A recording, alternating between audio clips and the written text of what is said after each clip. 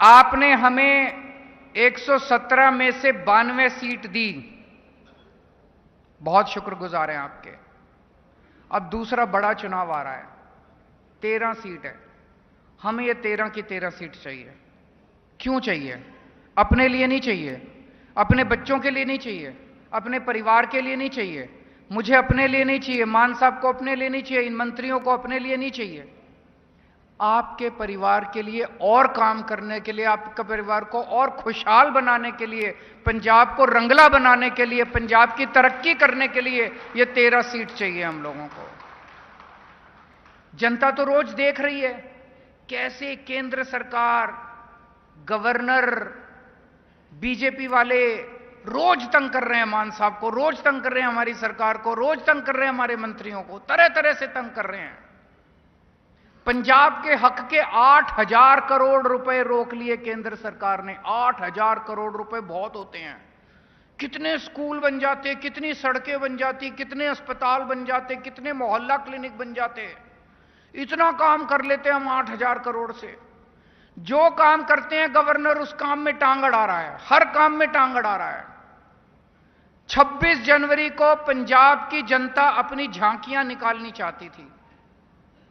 दिल्ली के अंदर झांकी निकलती है, 26 जनवरी को पंजाब की भी झांकी निकलनी चाहिए थी। पंजाब ने अपनी झांकी बना के भेजी। उस झांकी में सरदार भगत सिंह थे, उस झांकी में करतार सिंह सराभा थे, उस झांकी पे लाला लाजपत राय थे। जितने पंजाब के स्वतंत्रता सेनानी हुए उन सब की कहानियां थी उस झांकी में। जब केंद्र सरकार के पास पंजाब की झांकी गई तो केंद्र सरकार ने इनको चिट्ठी लिख के भेजी, पंजाब की झांकी रिजेक्ट की जाती है। ये केंद्र सरकार में जो बैठे हैं ये सरदार भगत सिंह को रिजेक्ट करने वाले होते कौन हैं? ये केंद्र सरकार में जो बैठे हैं ये करतार सिंह सराभा को रिजेक्ट करने वाले होते कौन हैं? ये लाला लाजपत राय को रिजेक्ट करने वाले होते कौन हैं? इन्होंने पंजाब की झांकियां रिजेक्ट कर दी। रोज अब ये पंजाब के अंदर सरकार गिराने के लिए रोज एमएलए को, कभी किसी एमएलए को अप्रोच करते हैं, सरकार गिराना चाहते हैं जो पंजाब के लोगों की। इससे लड़ने के लिए आज अकेला भगवंत मान आपके लिए लड़ रहा है। भगवंत मान केंद्र सरकार से लड़ रहा है, इन बीजेपी वालों से लड़ रहा है, गवर्नर से लड़ रहा है। आपका बेटा, आपका भाई अकेले रोज रात दिन 24 घंटे आपके लिए लड़ रहा है। आप इसको अकेला छोड़ दोगे? इसका साथ नहीं दोगे?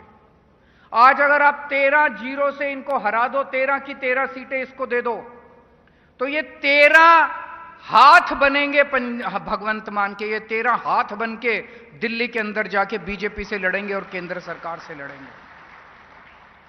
13 एमपी लोकसभा के अंदर, संसद के अंदर उठ के आपकी आवाज उठाएंगे, पंजाब की आवाज उठाएंगे।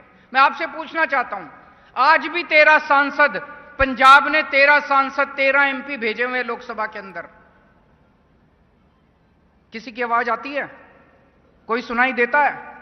पता चलता है कि 13 सांसद भेजे हुए उन पार्टियों के क्या करते हैं वो?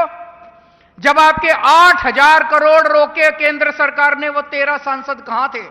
ये तो अब अकेले रिंकू की आवाज दिखाई देती है जालंधर से, पिछले 1 साल से जब से रिंकू लड़के जीत के गया। बाकी 12 कहां हैं? पंजाब के लिए कभी लड़ते हुए क्यों नहीं थे? जब 26 जनवरी को पंजाब की झांकी रोकी गई तब ये 12 सांसद कहां थे? दूसरी पार्टियों वाले क्या कर रहे थे? ये मटर गश्ती कर रहे थे, कुछ नहीं करते। पंजाब की कभी आवाज नहीं उठाते।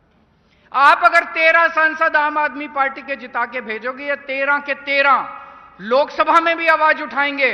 और अगर आपका कोई काम रुकेगा, अगर रूरल डेवलपमेंट फंड का रुकेगा, तो उस मंत्री के घर जाके, उसके दफ्तर के अंदर जाके बैठ जाएंगे, हटेंगे नहीं जब तक आपके पैसे रिलीज नहीं होंगे। हमसे जुड़े रहने के लिए हमारे YouTube चैनल को सब्सक्राइब करें और नई वीडियो की नोटिफिकेशन के लिए बेल आइकॉन को दबाएं।